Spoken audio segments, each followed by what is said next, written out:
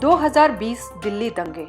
आज हम 2020 में हुए दिल्ली दंगों के बारे में चर्चा करेंगे। चर्चा करने से पहले अगर आप मेरे चैनल पे नए हैं तो प्लीज मेरे चैनल को लाइक, सब्सक्राइब और अगर जानकारी अच्छी लगी हो तो इस जानकारी को साझा जरूर करें। 2020 के दिल्ली के दंगे या उत्तर पूर्वी दिल्ली के दंगे 23 फरवरी 2020 से शुरू होकर उत्तर पूर्वी दिल्ली में रक्तपात, संपत्ति के विनाश और दंगों की कई लहरें थी और मुख्य रूप से मुसलमानों पर हिंदू भीड़ द्वारा हमला किया गया था। मारे गए 53 लोगों में से 2/3 मुसलमान थे जिन्हें गोली मार दी गई थी, बार बार वार किए गए या आग लगाई थी। मृतकों में एक पुलिसकर्मी, एक खुफिया अधिकारी और 1 दर्जन से अधिक हिंदू भी शामिल हैं, जिन्हें गोली मार दी गई थी या उन पर हमला किया गया था। सैकड़ों घायल अपर्याप्त चिकित्सा सुविधाओं में तड़प रहे थे और लाशें खुली नालियों में पाई जा रही थी। मार्च के मध्य तक कई मुसलमान लापता रह गए थे। मुसलमानों को हिंसा के लक्ष्य के रूप में चिन्हित किया गया था। अपने धर्म का पता लगाने के लिए मुस्लिम पुरुषों, जिनका आमतौर पर हिंदुओं के विपरीत खतना किया जाता है, को भी कभी कभी क्रूर होने से पहले अपने निचले कपड़ों को हटाने के लिए मजबूर किया जाता था। एक अस्पताल में दर्ज की गई चोटों में जननांगों को चोट पहुंचाई गई थी। नष्ट की गई संपत्तियां अनुपातहीन रूप से मुसलमानों के स्वामित्व वाली थी और इसमें 4 मस्जिदें शामिल थी, जिन्हें दंगाइयों ने आग के हवाले कर दिया था।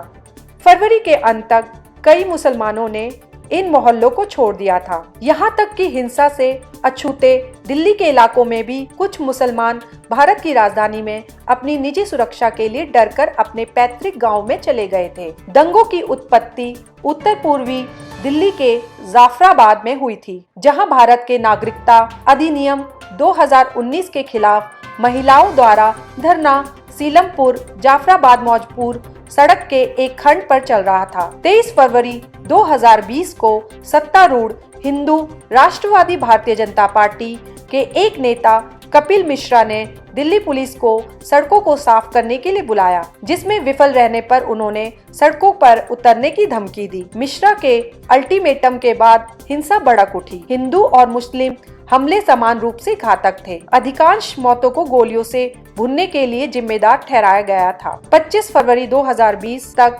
शेष राशि स्थानांतरित हो गई थी। दंगाइयों ने हेलमेट पहने और लाठी, पत्थर, तलवार या पिस्तौल और हिंदू राष्ट्रवाद के भगवा झंडे लिए मुस्लिम पड़ोस में प्रवेश किया, क्योंकि पुलिस खड़ी थी। जय श्री राम के मंत्र सुने गए, जो प्रधानमंत्री नरेंद्र मोदी की पार्टी द्वारा समर्थित एक धार्मिक नारा था।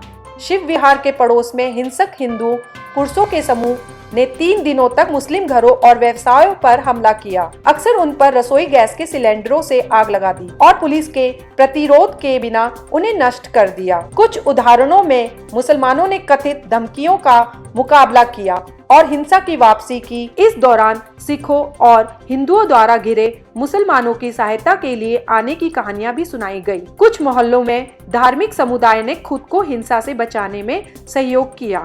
दिल्ली पुलिस, जो सीधे भारत की केंद्र सरकार की देखरेख करती है, 26 जनवरी को दिल्ली उच्च न्यायालय द्वारा घायल पीड़ितों को अस्पताल में निकलने में मदद करने के आदेश के बाद क्षेत्र में भारी संख्या में चली गई। भारत के राष्ट्रीय सुरक्षा सलाहकार अजीत डोभाल ने इस क्षेत्र का दौरा किया। प्रधानमंत्री नरेंद्र मोदी ने ट्विटर पर शांति की अपील की।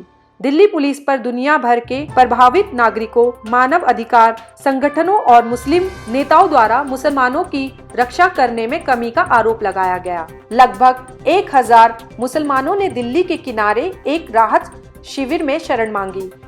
तो ये थी पूरी जानकारी दिल्ली दंगों की। आपको ये जानकारी कैसी लगी मुझे कमेंट्स बॉक्स में जरूर बताइएगा और प्लीज नोटिफिकेशन बेल को जरूर क्लिक कर लीजिएगा ताकि आपको ऐसी जानकारियां प्राप्त हो सके। अब मैं चलती हूँ आर्क न्यूज से अनीता गोस्वामी।